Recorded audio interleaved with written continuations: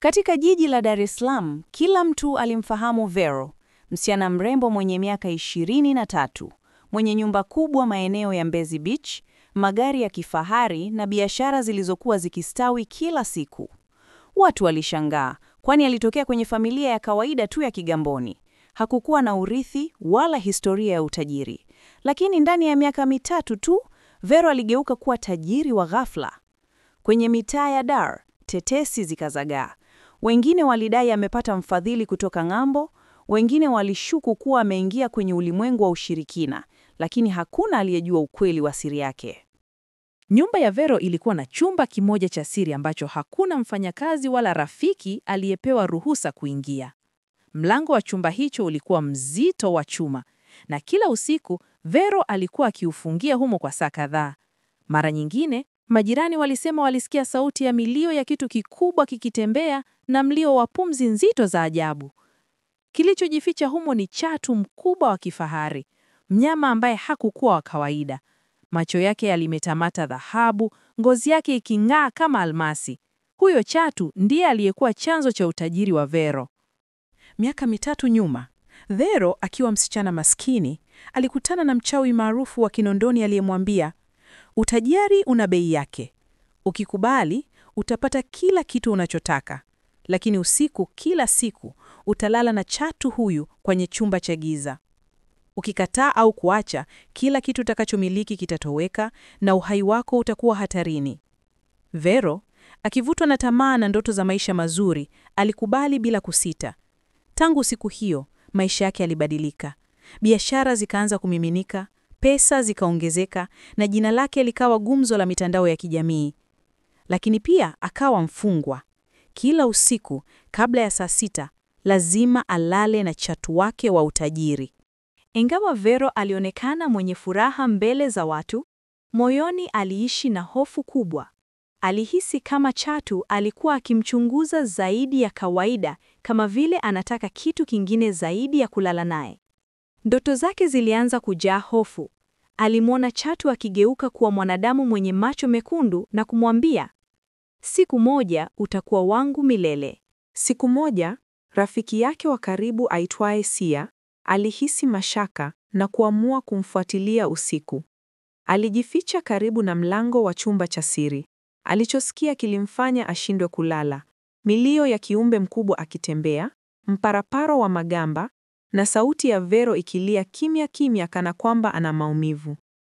Siku iliyofuata, Sia alimuuliza Vero moja kwa moja, Vero, nini kinaendelea? Mbona kila kitu chako kimejaa utata?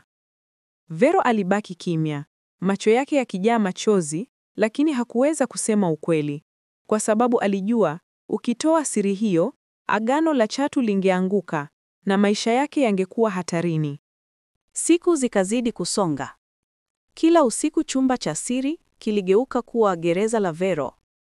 Alikuwa akilala sakafuni juu ya zulia jekundu lililojaa harufu ya moshi wa uvumba, huku chatu mkubwa akijizungusha mwilini mwake kama mume wa ajabu.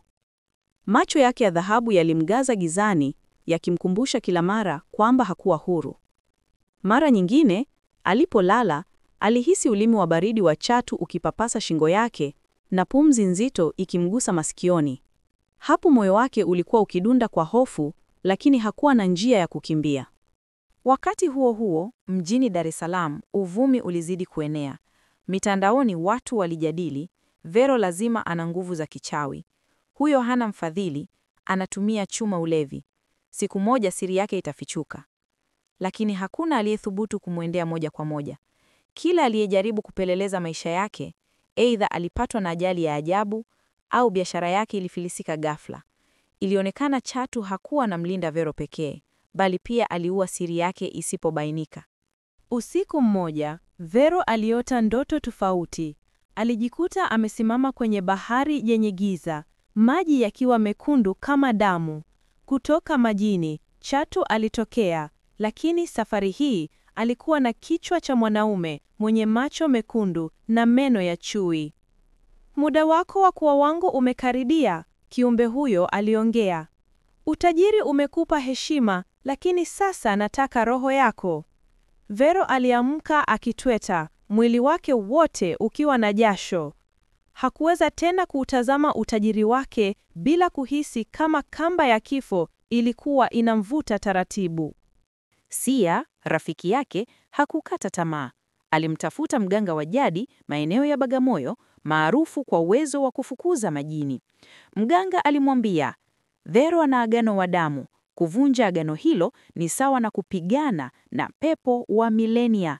Ikiwa anataka kuokoka, lazima akubali kupoteza kila kitu: nyumba, magari, pesa na kuishi kama maskini tena. Je, yuko tayari? Sia alisikitika, akijua Vero hapendi hata kufikiria maisha ya umasikini tena. Siku iliyofuata, Chatu hakujificha tena.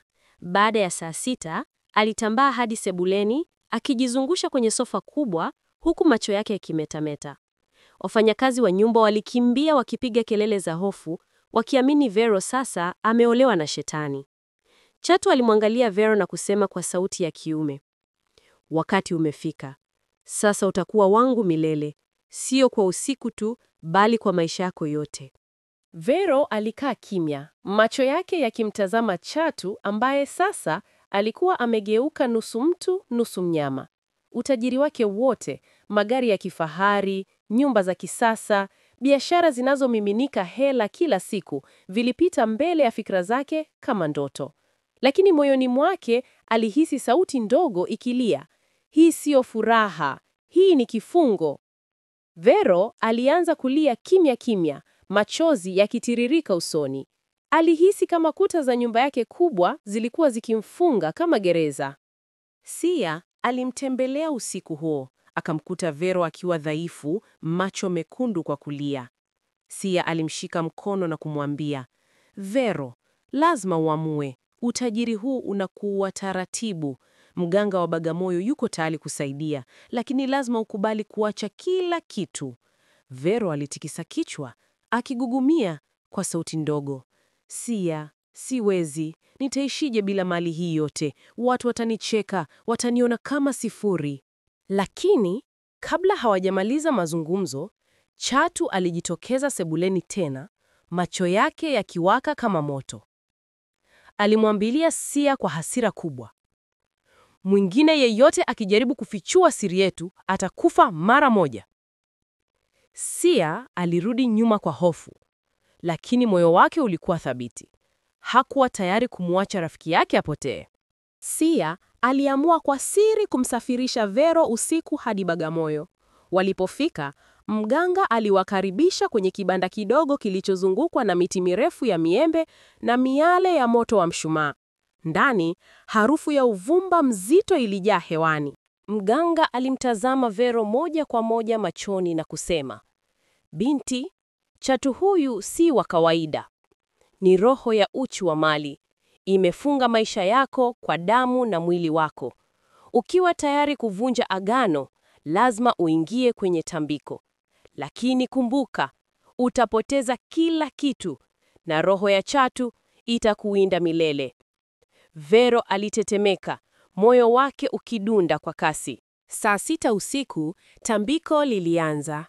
Vero alilazimika kulala kwenye mchanga wa pwani, huku mikono yake ikifungwa kwa kamba za mitende.